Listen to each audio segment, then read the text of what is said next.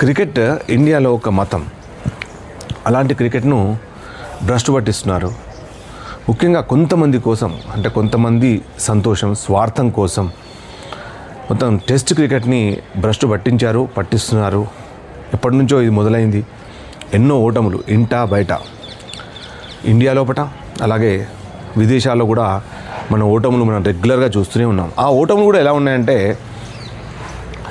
ఆట మరి వీళ్ళకు ప్రాక్టీస్ లేకనా లేకపోతే ఇంట్రెస్ట్ లేకనా ఒక్కొక్కరికి A+, A గ్రేడ్, అలాగే B, C ఇలాంటి గ్రేడ్లు పెట్టుకుంటూ ఎక్కువగా అన్నీ ఆడుతున్న ప్లేయర్లకి ఎక్కువగా అమౌంట్ పే చేస్తూ, కోట్ల రూపాయల్లో పే చేస్తూ,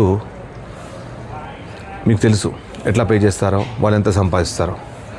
సో దాదాపుగా ప్రతి మ్యాచ్ 5 రోజుల మ్యాచ్ దాదాపు 3 రోజుల్లో, లేదంటే 2 రోజుల్లో, లేదంటే 4 రోజులు. 2 రోజులు అంటే ఆల్మోస్ట్ ఒక వర్షం పడి మేబీ 3వ రోజు పోవచ్చు, బట్ ఆల్మోస్ట్ 3 రోజులు అయిపోతుంది.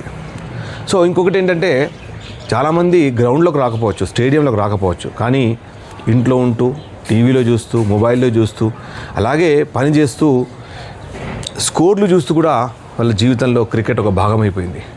కానీ అలాంటి క్రికెట్ను భ్రష్టు పట్టించారు. పూర్తిగా క్రికెట్ని అంటే ఒక విధంగా ఓడిపోతే బాధ, మరి మళ్ళీ గెలుస్తుందేమో అనే ఒక సంతోషం, గెలిచినా కూడా ఒక బాధే. ఎందుకంటే అవతల టీం మంచిగా ఆడకపోవడంతో మనం గెలుస్తున్నాం తప్ప మన పర్ఫార్మెన్స్తో గెలవడం అనేది చాలా రోజుల నుంచి తక్కువైపోయింది. ముఖ్యంగా రీసెంట్గా మనం ఇంగ్లాండ్లో అద్భుతంగా ఆడాం. ఆ తర్వాత మన మీద చాలా భారీ ఆశలు పెరిగాయి. ఆశలు పెరిగిన తర్వాత ఆ అంచనాలను తగ్గట్టుగా మన క్రికెట్ ముందుకు కొనసాగలేకపోతుంది. ముఖ్యంగా కొంతమంది స్వార్థం కోసం, అంటే కొంతమంది ప్లేయర్లు అన్ని ఫార్మాట్లో ఆడాలని, లేదంటే కొంతమంది ప్లేయర్లను పక్కకు పెట్టాలని. ముఖ్యంగా కరుణ్ నాయర్ ఇండియాలో అద్భుతంగా ఆడతాడు. అలాంటి కరుణ్ నాయర్కి, ఇండియాలో డొమెస్టిక్ లోపల అద్భుతంగా ఆడుతున్న కరుణ్ నాయర్కి, ముఖ్యంగా 6-7 లెఫ్ట్ హ్యాండర్లు ఆడుతున్నారు, ఆఫ్ స్పిన్నర్తో బౌలింగ్ చేస్తున్నారు. ఒక part time off spinner bowling కూడా మనం ఆడలేకపోతున్నాం. ముఖ్యంగా మనం ఆడకపోవడానికి కారణం ఏంటంటే ఫుట్ వర్క్. అసలు ఫుట్ వర్కే లేదు. సునీల్ గవాస్కర్ కూడా చాలా వీడియోలో మెన్షన్ చేశాడు, ఎన్నో పత్రికలకు కూడా రాశారు. వెంగ్ సర్కార్, హర్భజన్ సింగ్ అందరూ కూడా విమర్శిస్తున్నారు. ముఖ్యంగా ఒక స్పిన్నర్ని అటు ముందు ఆడాలా, వెనుక ఆడాలా. లో అవుతుంటే లో అవుతుంది బాల్ క్రికెట్లో. అది ప్రాక్టీస్ చేయాలి. డొమెస్టిక్ ఆడితే కదా మనకు ఏమైనా ఉండేది, ఏమైనా మన ఫలితం సాధించేది, ఏమైనా అద్భుతంగా ఆడేది.